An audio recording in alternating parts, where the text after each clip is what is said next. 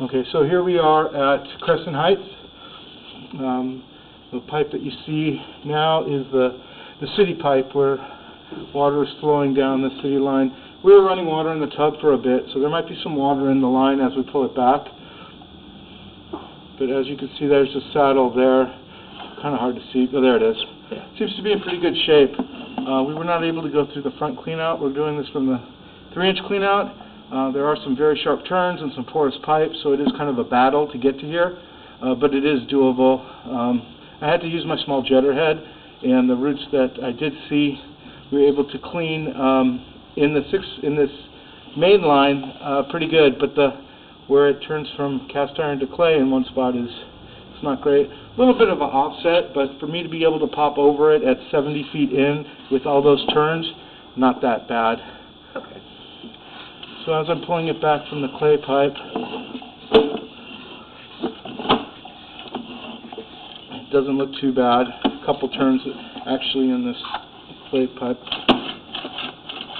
A little bit of root here. All of these things would be a lot better to get access to from the cleanout in the front. Right. So my recommendation would always be to get that fixed first and foremost.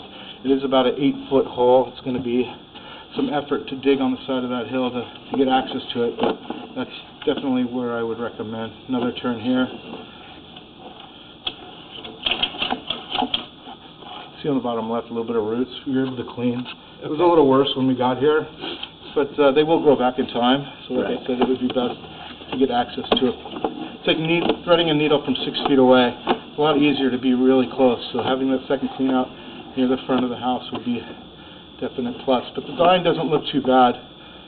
This is the root intrusion that we saw in the original. Right. I was not able to clean it very thoroughly because the roots are like a ponytail and they're just kind of flapping in the wind.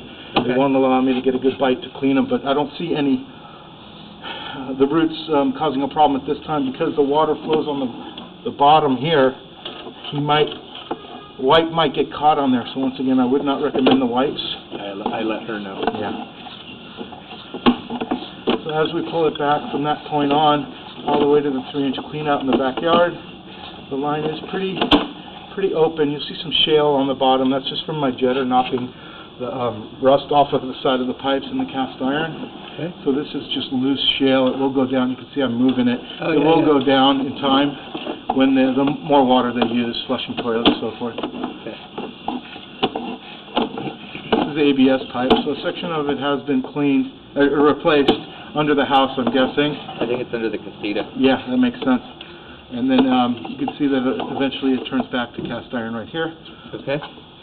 In this cast iron and plastic connection, there were about 3 or 4 wipes, if you remember correctly. Yes. All gone. And then there were 3 or 4 wipes as we pulled it back. You can see there's such a sharp turn here. Yeah. It's hard. And then after you get 3 or 4 of those, my camera just won't go any further.